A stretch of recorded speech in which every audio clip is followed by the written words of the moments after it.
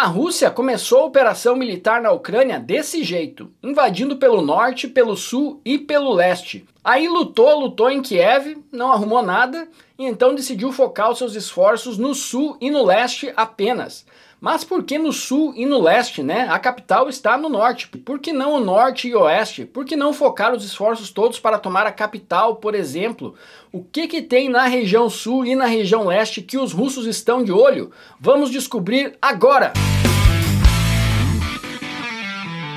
No dia 23 de fevereiro de 2022, o presidente Vladimir Putin da Rússia anunciou às 11h50 da noite, fez um pronunciamento bem tarde, dizendo que uma operação militar se iniciaria na Ucrânia no dia seguinte. No longo discurso que ele fez, ele relembrou toda a história da Rússia e da Ucrânia e mostrou por que na visão dele, a Ucrânia foi uma invenção do governo bolchevique comunista, que quando criou a União Soviética deu status de república para a Ucrânia e para outras regiões do antigo Império Russo, por pura politicagem, né, para agradar os movimentos nacionalistas que existiam em cada uma dessas regiões e dar um status assim de república, de mais independência. E segundo ele, isso foi um grande erro do Lenin, do Stalin e do Khrushchev, porque depois, no fim da União Soviética, essas regiões usaram esse status de república para reivindicar a sua independência, mesmo a maioria delas tendo sido parte do Império Russo por séculos. Na visão do Vladimir Putin, a Ucrânia é uma parte da Rússia que foi roubada da pátria-mãe como resultado dos erros do Partido Comunista da União Soviética.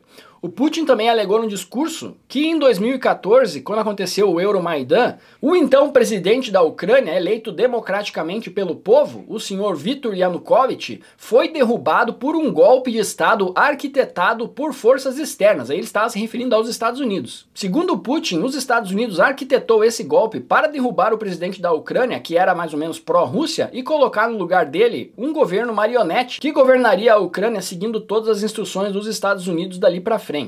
Segundo o Vladimir Putin. Ainda segundo Putin, o Zelensky tentou legitimar o seu governo através da opressão da cultura russa e da perseguição da população que fala russo. Se vocês olharem aqui no mapa, toda essa região em azul ainda fala como primeiro idioma o russo.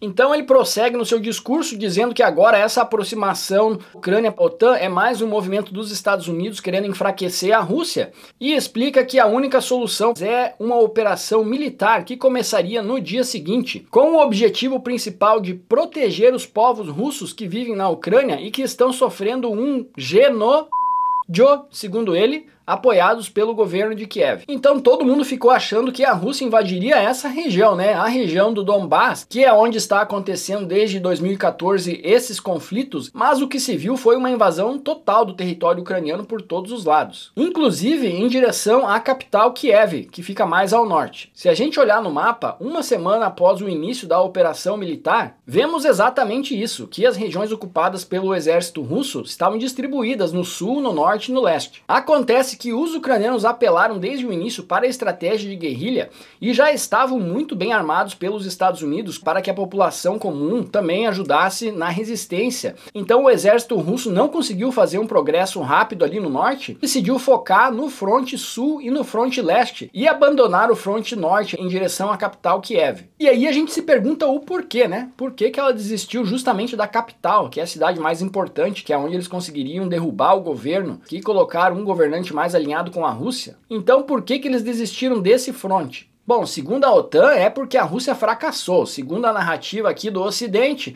a Rússia queria tomar o país inteiro, mas fracassou devido à resistência e à bravura do povo ucraniano, e que então a Rússia teve que vestir as sandálias da humildade e focar em uma região menor. Essa é a narrativa da OTAN, mas a gente não sabe. A Rússia nunca falou que tinha intenção de ocupar o país inteiro, a gente só deduziu isso quando começou o ataque e viu que eles estavam atacando por todos os lados. O que eu posso dizer é que eu acompanho especialistas em geopolítica da Rússia desde muito antes dessa guerra e eu nunca vi ninguém falando que eles queriam ocupar o país inteiro. Os duguinistas, o pessoal do lado ideológico, sim, né? Eles falam que a Rússia tem que conquistar a Ucrânia, não detalha assim qual parte da Ucrânia, se seria toda ou não, mas dá a entender que toda a Ucrânia. Porém, os especialistas russos em geopolítica falam que na prática a Rússia não teria interesse em ocupar o país inteiro por 3 motivos. O primeiro deles é que é muito difícil você você governar territórios que não simpatizam com você. Isso é uma questão histórica e todos os impérios passaram por esse mesmo problema. Se a população local simpatiza com o novo governo, é uma transição muito mais fácil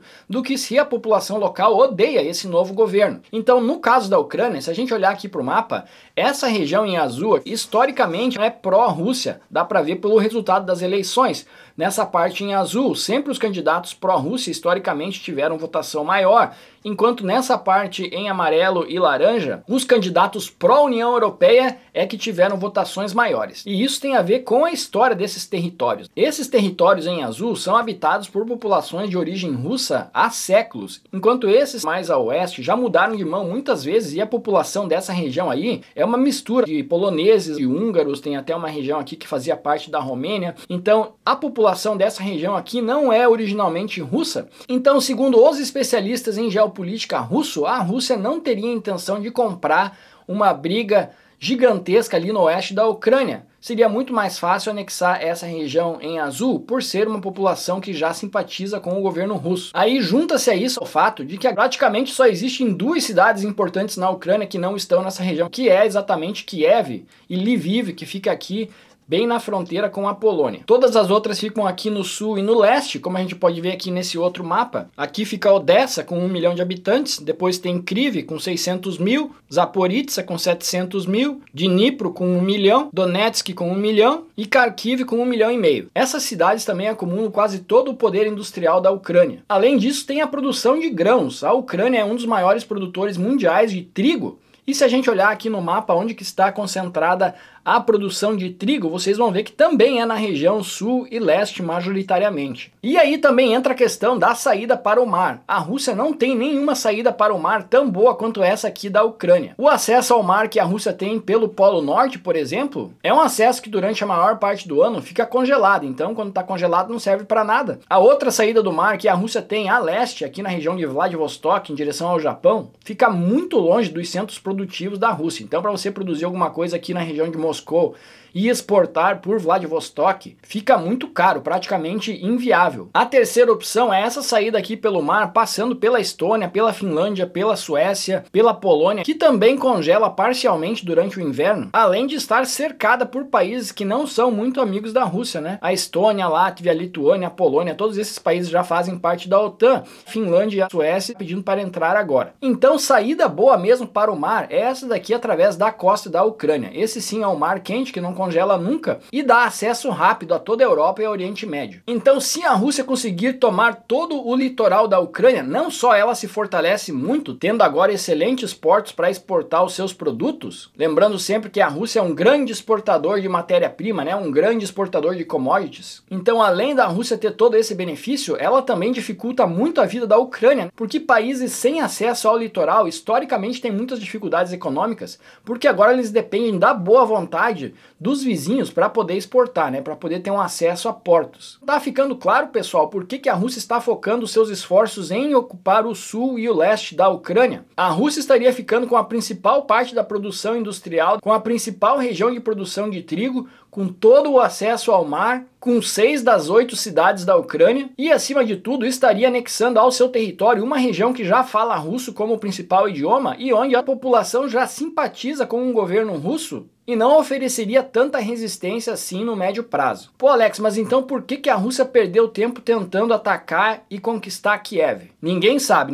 exatamente qual que era a estratégia militar e política do Vladimir Putin. Eu tenho aqui a minha teoria e eu vou compartilhar com vocês. Na minha opinião, a Rússia tentou tomar toda a Ucrânia porque isso a deixaria com todas as cartas na mão na mesa de negociação para assinar um tratado de paz. Imagine que a Rússia tivesse conseguido conquistar toda a Ucrânia. Mesmo que eles não quisessem manter toda essa região, eles poderiam trocar o presidente, colocar um presidente pró-Rússia e devolver a parte que eles não querem, sob a condição de que a Ucrânia reconhecesse esses novos territórios como territórios russos. Mais ou menos assim, ó, Ucrânia, eu devolvo para vocês aqui toda a região oeste e mais a sua capital, contanto que você reconheça que a região sul e a região leste agora fazem parte da Rússia. E os ucranianos não teriam muito como recusar, né? Porque entre ficar com nada e ficar com um pouco, você provavelmente ficaria com esse pouco. Só que talvez a Rússia não contasse que os Estados Unidos se empenhasse tanto nessa guerra, né? Dificultasse tanto.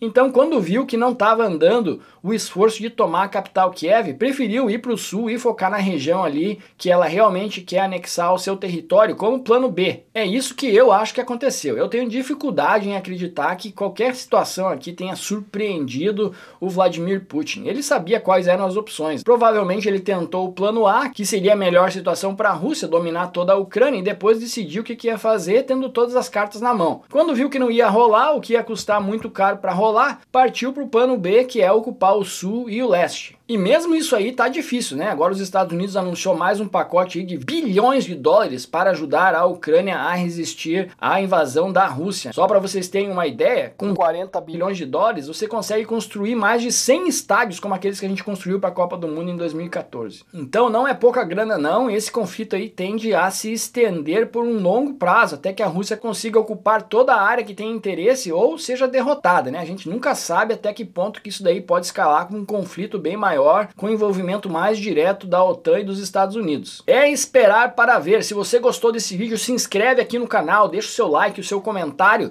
e eu vejo vocês no próximo vídeo. Tchau!